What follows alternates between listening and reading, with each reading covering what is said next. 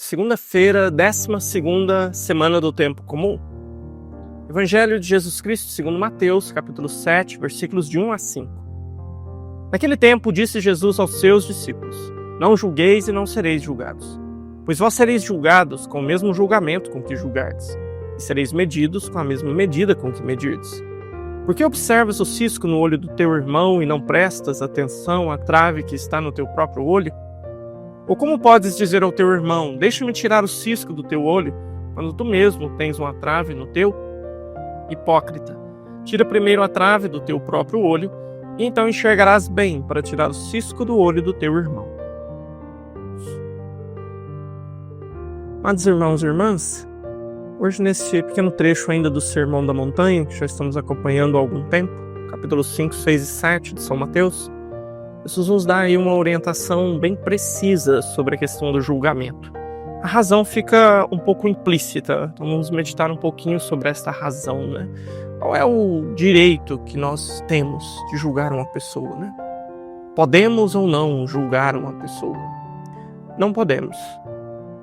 A causa está exatamente na impossibilidade do conhecimento pleno que nós não temos das pessoas. Então, vamos pensar da seguinte forma, né? Você olha uma pessoa tendo uma atitude que você reprova, você vê que aquela atitude não é legal, e o que você pode fazer diante do fato?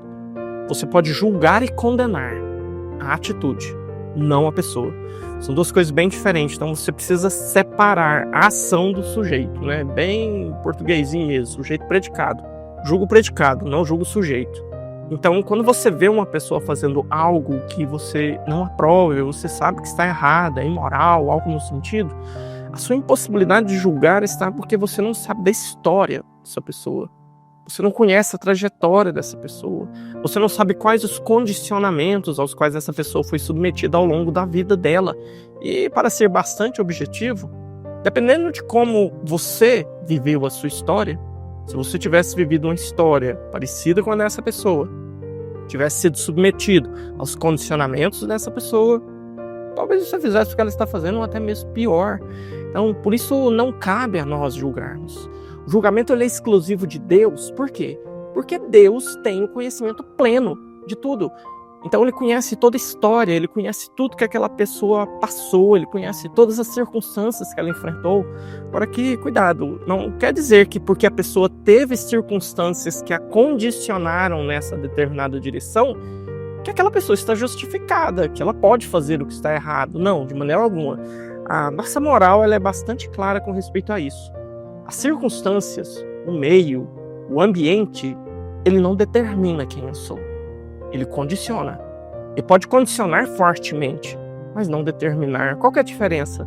Se o meio determinasse quem eu sou, ele tiraria a minha liberdade. Tirando a minha liberdade, tira a minha responsabilidade. Então eu não preciso mais responder pelos atos medonhos que eu vou fazer. Então não, de maneira alguma. As circunstâncias, o meio, o ambiente me condiciona. Eu posso estar num ambiente extremamente promíscuo, extremamente terrível, extremamente favorável para fazer tudo que não presta. E ainda assim ali eu posso, com empenho, com esforço, amparado pela graça de Deus, me tornar uma pessoa boa, uma pessoa moral, uma pessoa que realmente caminha no caminho de Deus. Da mesma forma, uma pessoa que cresce num ambiente totalmente favorável, uma família cristã, nasceu católico, viveu católico, recebeu todos os princípios, participou da missa, recebeu os sacramentos, todo um ambiente favorável. Essa pessoa pode se tornar o pior criminoso do mundo. Essa pessoa pode escolher ser uma pessoa terrível. Então, o ambiente não nos determina, condiciona. Por isso que, então, nós não temos essa possibilidade de olhar para o mal do outro e julgar o outro. Apenas julgar a ação. E graças a Deus que é Deus que vai nos julgar, não somos nós que vamos nos julgar, que a misericórdia dele, o conhecimento dele, o amor dele vão possibilitar um julgamento justo, né? Mas a consequência que Jesus deixa sobre isso também é importante a gente tomar cuidado com ela, né? Com a mesma medida com que julgardes, sereis julgados.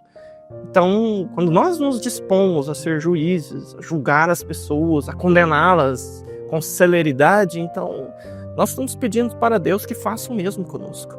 Estamos pedindo para Deus que não considere a nossa história, não considere a nossa trajetória, julgue o certo e errado, esqueça as circunstâncias, manda a gente tudo para o inferno, né? Então, cuidado, né? não vamos nos precipitar nessa ação, porque ela vai trazer consequências ruins para nós. Então, por isso, aqui nós vemos que é um pecado que ele irradia na direção de um outro pecado que nós já meditamos, a fofoca. Então, às vezes é muito comum, às vezes você chega em casa, vai conversar com a esposa, com o esposo, com o filho. Ah, aconteceu isso no trabalho hoje, a fulaninha fez isso e tal. Nossa, mas eu fico tão irritado quando ela faz isso. Então, tome cuidado com as suas partilhas, com as suas conversas. Então, traga a situação, traga o pecado do outro para a conversa, mas não traga o dono do pecado para a conversa. E se alguém te interroga, mas quem que foi? Deixa eu saber. Não te interessa. Eu estou partilhando com você sobre um evento, uma situação que me angustiou. Eu quero que você me escute, eu quero que você me ajude, eu quero que você me dê um conselho, mas sempre faça essa distinção. Nunca una o sujeito ao mal que o sujeito cometeu, para que você assim esteja trazendo a pecaminosidade do outro para uma conversa e você vai estar acabando fazendo um pecado de fofoca, um pecado de difamação. Então, por isso, vamos cuidar desse detalhe. É um detalhe na nossa consciência, mas que, como o próprio Cristo prometeu, o resultado pode ser muito perigoso, né? A mesma medida com que julgardes, sereis julgados. Deus te abençoe. Em nome do Pai, do Filho e do Espírito Santo. Amém.